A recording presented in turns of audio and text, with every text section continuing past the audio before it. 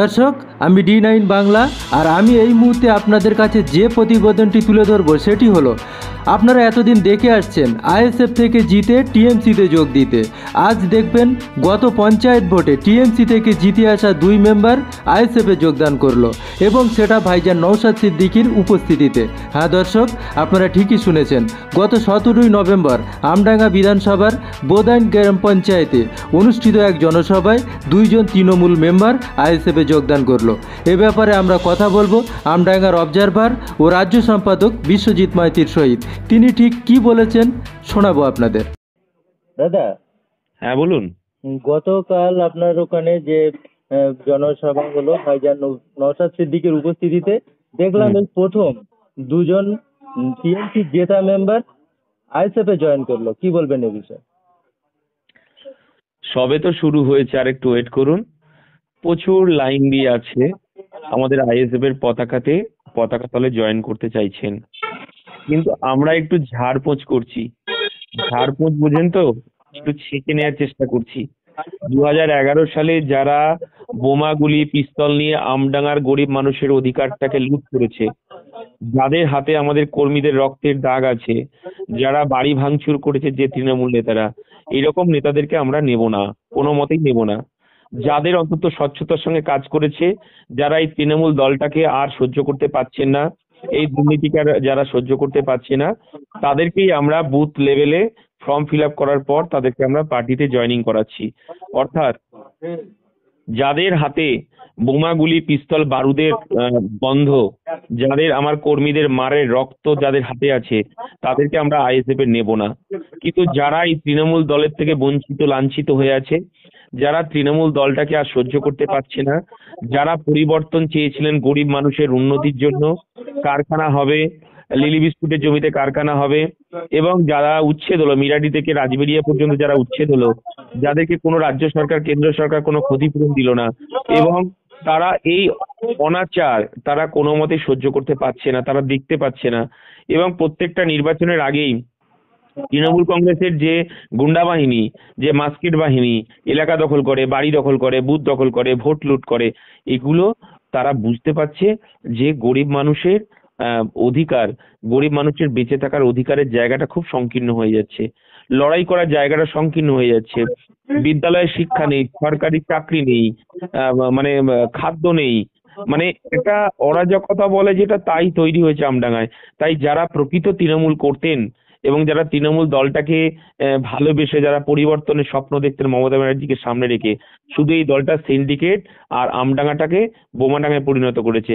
মানুষ মুক্তি চাইছে, যত দিন যাবেন আরো দেখতে পাবেন আরো তৃণমূলের নেতা কর্মীরা আমাদের দলের সঙ্গে যোগাযোগ করছে এবং তারা আমাদের পতাকা হাতে তুলে নেবে। কিন্তু যেখানে দেখা যাচ্ছে আমাদের আইএসএফ এর থেকেও জেতা মেম্বার অনেক সময় টিএমসিতে চলে যাচ্ছে, এটা তো ব্যতিক্রম দেখা যাচ্ছে যে টিএমসি থেকে আমাদের আইএসএফ এ আসলো। তাহলে কি আগামী বিধানসভায় ওদের ভরাডুবির সম্ভাবনা আছে, এমনটাই মনে করে কি সরে আসছে? দেখুন, ওদের তৃণমূল কংগ্রেসের জেতার একমাত্রই হাতিয়ার হচ্ছে বোমা মারো, বুথ দখল করো, ভোট লুট করো। এই বোমা, ভোট লুট আর গুন্ডাবাজি বাদ দিয়ে তৃণমূল পশ্চিমবাংলায় কবে ক্ষমতা থেকে চলে গেছে? পশ্চিমবঙ্গের মানুষ শুধু এখন মুখিয়ে আছে মানুষের জোট এবং বুথে শক্তিশালী জোট তৈরি করে এই সরকারকে, এই তৃণমূলকে পরাস্ত করা। এটাই হচ্ছে মানুষের এখন প্রথম এবং প্রাথমিক কাজ। মানুষ জোট বাঁধছে কারণ রিজওয়ানুর মা ইনসাফ চাইছে, কারণ তিলোত্তমার বাবা মা ইনসাফ চাইছে, আপনার আমাদের হাঁসখালির তার বাবা মা ইনসাফ চাইছে, আজকে সন্দেশখালি ইনসাফ চাইছে, আজকে কামি ইনসাফ চাইছে, তামান্নার মা বুক চাপড়ে ইনসাফ চাইছে। তো চারিদিকে শুধু হাহাকার আর হাহাকার। মানুষ একটু শান্তিতে ঘুমোতে চায়। এই বোমাগুলির আওয়াজ মানুষের আর ভালো লাগছে না। তাই গুন্ডাবাজি সরকার, সিন্ডিকেটের সরকারকে মানুষ পরিবর্তন চাইছে। এই সরকার হয়তো লক্ষ্মীর ভান্ডার 500 টাকা 1000 টাকা হবে, 1000 টাকা থেকে 3000 হবে, 5000 হবে, কিন্তু মানুষ একটু শান্তিতে ঘুমোতে চাইছে। গত বিধানসভা নির্বাচনে আমডাঙ্গায় জামাল উদ্দিন সাহেব ভোট পেয়েছিলেন 50,905টি ভোট।